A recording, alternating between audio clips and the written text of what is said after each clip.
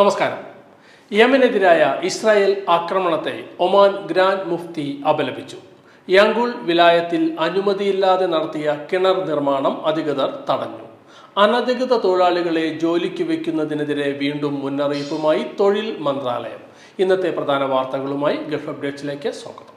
Gulf Updates Oman brought to you by Shahi foods and spices, powered by Purushottam Kanji exchange.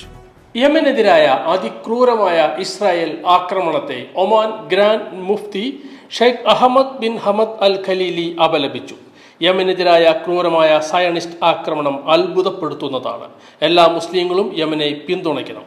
സത്യത്തെ പിന്തുണയ്ക്കുന്നതിലും ഇസ്ലാമിക വിശുദ്ധികൾക്കും അധിനിവേശ ഭൂമിയിലെ നമ്മുടെ പാലസ്തീൻ സഹോദരങ്ങളുടെ രക്തത്തിൻ്റെ വിശുദ്ധിക്കും എതിരെയുള്ള ആക്രമണങ്ങളോട് പ്രതികരിക്കുന്നതിലും യമനിലെ സഹോദരങ്ങളുടെ നിലപാട് മാത്രമാണ് ഇതിന് കാരണമെന്നും യമനിലെ എല്ലാ സഹോദരങ്ങളോടും അഗാധമായ അനുശോചനം അറിയിക്കുകയാണെന്നും ഗ്രാൻഡ് മുഫ്തി പ്രസ്താവനയിൽ പറഞ്ഞു.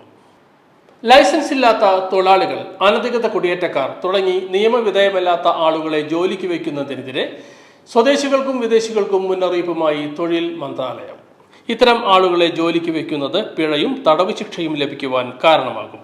തൊഴിൽ നിയമത്തിലെ ആർട്ടിക്കിൾ 143 അനുസരിച്ച് 10 ദിവസത്തിൽ കുറയാത്തതും 1 മാസത്തിൽ കൂടാത്തതുമായ തടവ് ശിക്ഷയും 1000 റിയാലിൽ കുറയാത്തതും 2000 റിയാലിൽ കൂടാത്തതുമായ പിഴ ശിക്ഷയുമായിരിക്കും ലഭിക്കുക. അല്ലെങ്കിൽ ഇവയിൽ ഏതെങ്കിലും ഒന്ന് ചുമത്തുമെന്ന് തൊഴിൽ മന്ത്രാലയം മുന്നറിയിപ്പ് നൽകി. അതേസമയം അനധികൃത തൊഴിലാളികളെ കണ്ടെത്തുവാനുള്ള പരിശോധന ഊർജിതമായാണ് വിവിധ ഗവർണറേറ്റുകളിൽ നടന്നുകൊണ്ടിരിക്കുന്നത്. സെക്യൂരിറ്റി ആൻഡ് സേഫ്റ്റി സർവീസസ് കോർപ്പറേഷന്റെ ഇൻസ്പെക്ഷൻ യൂണിറ്റിന്റെ പിന്തുണയോടുകൂടിയാണ് പരിശോധനാ ക്യാമ്പയിനുകൾ നടക്കുന്നത്. ഈ വർഷത്തിന്റെ ആദ്യ പകുതിയിൽ പുരുഷന്മാരും സ്ത്രീകളും ഉൾപ്പെടെ 9042 പേരെയാണ് പിടികൂടിയത്. യാങ്കൂൾ വിലായത്തിൽ അനുമതിയില്ലാതെ കിണർ കുഴിക്കുന്നത് മന്ത്രാലയം തടഞ്ഞു. ദാഹിറ ഗവർണറേറ്റിലെ directorate general of agriculture and water റിസോഴ്സിലെ വിദഗ്ധരാണ് നിർമ്മാണം നിർത്തിവെച്ചത്. കൃഷി, ഫിഷറീസ്, ജലവിഭവ മന്ത്രാലയം പുറത്തിറക്കിയ നിബന്ധനകൾ പാലിക്കാതെയായിരുന്നു കിണർ നിർമ്മിച്ചിരുന്നത്. കുറ്റക്കാർക്കെതിരെയുള്ള നിയമ നടപടികൾ സ്വീകരിച്ചു വരുന്നു.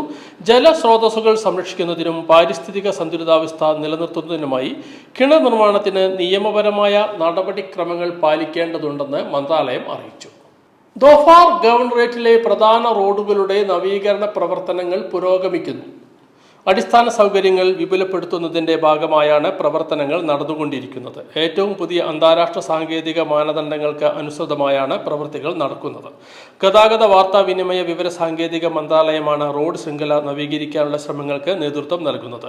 ദാൽകൂത്ത് വിലായത്തിലെ അർജോത് സർഫിത് റോഡാണ് ശ്രദ്ധേയമായ പദ്ധതികളിൽ ഒന്ന്. മൊത്തം 11 ദശലക്ഷം റിയാൽ നിക്ഷേപത്തോടെയുള്ള പദ്ധതി 79% പൂർത്തിയായിട്ടുണ്ട്. ഈ വർഷം അവസാനത്തോടെ പൂർത്തിയാകുമെന്നാണ് പ്രതീക്ഷിക്കുന്നത്. 210 കിലോമീറ്റർ വ്യാപിച്ചു കിടക്കുന്ന ഹർബീബ് അൽ മസിയോന മിറ്റേൻ റോഡ് പദ്ധതിയാണ് മറ്റൊരു സുപ്രധാന വികസനം. ഇത് ഗതാഗതം മെച്ചപ്പെടുത്തുന്നതിനും വാണിജ്യ ടൂറിസം പ്രവർത്തനങ്ങൾ വർദ്ധിപ്പിക്കുന്നതിനും വളരെ നിർണായകമാണ്. ദോഫാർ ഗവർണറേറ്റിന്റെ ഹരിത ഭൂപ്രകൃതിയെ നശിപ്പിക്കുന്ന വിധത്തിൽ വാഹനമോടിച്ചതിന് വിദേശ വിനോദസഞ്ചാരിക്കെതിരെ കേസെടുത്തു. ദോഫാർ ഗവർണറേറ്റ് പോലീസ് കമാൻഡാണ് ഗൾഫ് വിനോദസഞ്ചാരിയെ അറസ്റ്റ് ചെയ്യുന്നത്. വാഹനം ഡ്രിഫ്റ്റ് ചെയ്യുന്നതിൻ്റെയും മറ്റും വീഡിയോ സാമൂഹ്യ മാധ്യമങ്ങളിൽ പ്രചരിച്ചിരുന്നു. തുടർന്ന് നടത്തിയ അന്വേഷണത്തിലാണ് നടപടി എടുക്കുന്നത്. വാഹനം പിടിച്ചെടുക്കുകയും ചെയ്തു. ഖരീഫ് സീസണിന്റെ ഭാഗമായി എത്തുന്നവർ ഇവിടുത്തെ ഭൂപ്രകൃതിക്ക് കോട്ടം തട്ടുന്ന പ്രവർത്തനങ്ങളിൽ നിന്ന് വിട്ടുനിൽക്കണമെന്ന് അനധികൃതർ മുന്നറിയിപ്പ് നൽകിയിട്ടുണ്ട്. ഇതോടെ ഇന്നത്തെ ഗൾഫ് അപ്ഡേറ്റ്സ് പൂർണ്ണമാവുന്നു. വീണ്ടും കാണുന്നതുവരെ നന്ദി, നമസ്കാരം. ഒമാനിലെ ആദ്യത്തെ ധനവിനിമയ സ്ഥാപനം. Bring home your exchange. 100 years of tradition.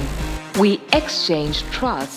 Gulf Updates നിങ്ങളുടെ വാട്സാപ്പിൽ ലഭിക്കുന്നതിന് നിങ്ങളുടെ പേരും സ്ഥലവും 96201150 എന്ന നമ്പറിലേക്ക് വാട്സാപ്പ് മെസ്സേജ് അയക്കൂ. Gulf Updates Oman brought to you by Shahi foods and spices, powered by Purushottam Kanji exchange.